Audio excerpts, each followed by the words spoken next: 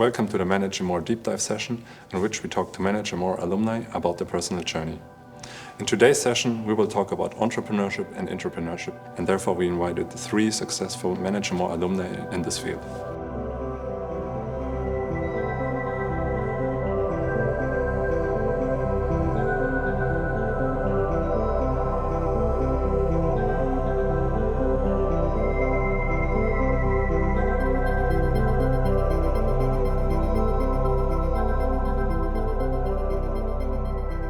I'm super excited to have you all here today, and I'm curious to hear all your stories. Maybe to start off with, we can do a short introduction round. I thought we start with when you joined Manage More and what you have done from that point on. So maybe let's start with Daniel. Perfect. Thanks for having us here. I joined Manage More 12 years ago, actually. Met my co-founders there, started a company called Moshes. It's an R&D company that develops deep tech and emerging tech products for other companies. And now, after more than 10 years of doing that, we also started Spacewalk, a early stage deep tech venture capital fund. Okay, cool. And then Dayana, let's continue with you. Yes, I joined Manage More 10 years ago. With some of the Manage More guys, we also had one or the other internal project back then, so we know each other quite a while. I am generation 21. Basically, Manage More changed my life. All of my jobs that I had after I graduated university are because of Manage More, through the network or through the interest that I developed during my time in Manage More. And I moved from working in startups to working in big corporate. And in the last 6 years, I'm part of the team from Infineon. Cool. And then lastly, we have Johannes. Yes, I'm Johannes. I'm from G28. Actually, also Manage More, or more precise, two Manage More changed my life. One that convinced me not to continue my my path at a big corporate at Siemens back then and starting a PhD there, but convincing me to also have a look at the entrepreneur ecosystem in Munich. So he convinced me to that, and the second one was Danny's co-founder Søren, who also convinced me to do so, and then gave me the first student job in a startup where this was basically eye-opening what kind of impact you can have in a startup compared to the time that I had before at Siemens. And then continued my journey in startups, basically founded 3 companies on my own, and now I'm co-founder of Katos, compliance automation platform, and currently 25 people. Okay, cool. Super excited to have all of you here. Since our topic is entrepreneurship, I would like to start off with what defines an entrepreneurial mindset for you guys? I think for me it's 3 factors. The first one is motivation. People that see a problem and really want to solve it. The next one is bias to action. So not only you see the problem, but you actually take the first steps to solve them. You start doing that. And the third factor for me is this growth mindset. Like, you will have bad and shitty days as an entrepreneur or in any startup. And then really to have this ability to reflect, iterate yourself, and then learn something new and improve. Those are the 3 most important ones for me personally. There's one thing I would add to that. I totally agree with the fact of having this bias towards action. Yeah. What is personally important to me as well is take the action, make the decision, and then take the responsibility and ownership afterwards. Because usually as an entrepreneur, you find yourself in situation where you need to make a decision, but you don't have any clue whether this decision is going to be a good or a bad decision. No matter, you need to take it, and then in the end, you need to take the full responsibility. So this is one thing that I see as well as a challenge and a prerequisite of becoming a successful entrepreneur. For me, that's really the ability and the willingness to take risks, because you've worked in Siemens, you know how it is. Infineon is spin-off from Siemens. Yeah. So what I think there is a big and huge difference, there are 2 types of people: the ones that are really comfortable within the processes and the given steps, exactly, and the other one are really the risk takers that don't shy away of having change and having different outcome when they do something. So really nice. Okay, then maybe regarding, so you said it's like also important in a big company or just an established company to also have this entrepreneurial mindset present. So maybe to the two founders, what do you do to shape your company that it actively attracts entrepreneurs, people with entrepreneurial mindset that want to like get into this entrepreneur role? Yeah. So, I mean, we all want that kind of people in our companies. So for me, it's two steps here. One is on the motion side, when like hiring people to join. We oftentimes take a look at their past experiences and not only the last job, but really like their student times, even their school times, and people that have started side projects or are, you know, like you ask them about a certain technology and then their eyes start to sparkle because they've built something in their free time. Like this level of motivation and track record of having started something already is super important for the Moshe's hiring side. Then from the perspective of spacewalk, so from a VC perspective, those are really, really important. But there's one more thing that we look for, and that's resilience. Like it's a really like ambition and resilience. Like it's really rare to find people that have the power, the drive to go the long way, to not only start something, but really bring it to the end, bring it to unicorn size. And there we look for pointers for resilience as well. Okay, maybe a quick follow-up question. What do you do then to like shape the company of Moshe's to like have a lower demand for the people you hire in terms of resiliency? Because I think you said you're looking for like very strong resiliency in founders. Yeah. But is this also something you're actively looking for the people you hire for Moshe's, or is there something you provide within your company that helps people to be more resilient? Like, or what as a founder do you take on there? I think it's a little bit of a different social contract in the end. Like as a founder, there are no boundaries and you give your everything and you will be surprised by how much people can give. And as an employer, you have the responsibility to also take care of people and maybe stop some that are on this path of giving a lot or maybe even too much. So there's two different perspectives and roles here. Okay, so you're also actively guiding the people there. And then maybe going back to you, Dayana, like who are you, or like who is your mentor, or who backs your ambitions within Infineon, and like how would you characterize them, or this person maybe? It's definitely my management. So we don't have flat hierarchies. We are a matrix organization, and it's always, if it's a project that you want to push, that you know it's going to shake things up and maybe will get some people out of their comfort zone, you definitely need your manager to be supportive of that and to clear a little bit the path for you in a way. And I would say that they are really entrepreneurial in residence. They are these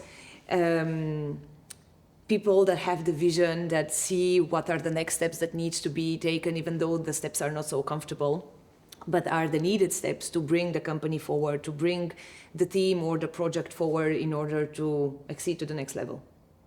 Okay, maybe continuing on this, is there anything in Infineon, like in terms of the structure, that helps you to be more effective in like getting success in the projects you're pursuing because you're less distracted by other founder or entrepreneurial responsibilities, like making sure you have enough money, hiring the people, dealing with people leaving?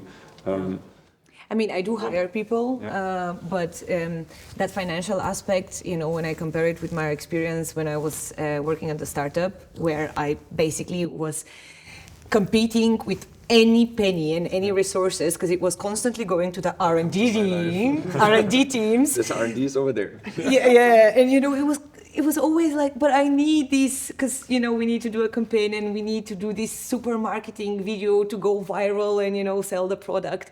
Here you don't have that. Here, if you have nice idea, even though it's outside the box, there is enough resource so that you can really focus on the execution and you can focus on, you know, the concept and finding the right agency.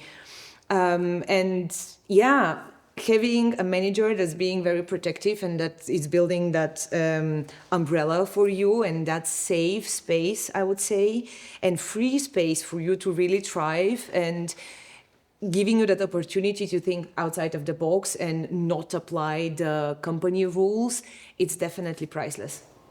Okay, so Johannes and Daniel, what are your thoughts on this? Like, are you actively trying to achieve some of the same company structures, or like what do you want to learn from like what Dayana just told us for your companies, and how, or like are you implementing something there? Is there something you say, no, we don't want that at all at our company, we are completely different? I mean, like from structure-wise, we're way too early to think about like a matrix structure and stuff like that. Everything is super fluid. We need people that jump from one project to the other, that don't think in silos, but like really like whatever is there, like just take this action and support us. However, like I think what I took from you and I think from your background in marketing is like something that we didn't really like focus on in the very early stage. It was like, that's why you also probably looked at me. It's like we were always thinking about the tech. The product needs to be there, and needs to be good. And then we like kind of like lacked the resources in marketing. We were just like putting not too much like not enough resources in there. And this is one thing that we learned on the journey as well, where we put more resources on now.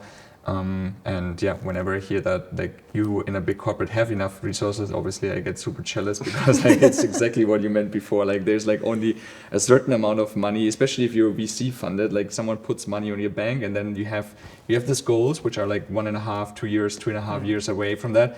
But this is the money that you just have, and then you just like see it's getting less and less and less, and you need to think about every euro, like how do you spend it wisely. So I'm challenged about that, but this is also a challenge that I'm like taking care of, and also enjoy. But I think out of experience and seeing a lot of startups on the way, you may have a great product, and there is really oftentimes the case that the product speaks for itself and it's so good, and you don't need any marketing because it's just word of mouth and people will start using it, and especially if you have networks such as Manage and More and you do a service, people start using your product, so you kind of get that revenue. But there are oftentimes the case where you really need that dedicated person that sometimes it's not even about a lot of money. Sometimes it's just, the founders believing in that crazy idea that the marketing girl or boy suggested. And you just go like, okay, let's do it, and then let's do it on TikTok, quick and dirty, and let's see what happens. And the funny thing is like everyone tells you in the beginning, so like build something, but like go out, or like even before you build something, go out and like talk about it and like get feedback from everyone. But we ran into the same mistake. We're like, no, let's just build it first, and then we're gonna like try to ship it.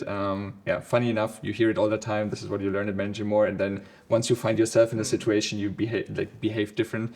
But this is also when it comes back to the Managing More network, that you just talk to people like, how did you do that? And then you realize, okay, shit, I'm off track. I need to change something.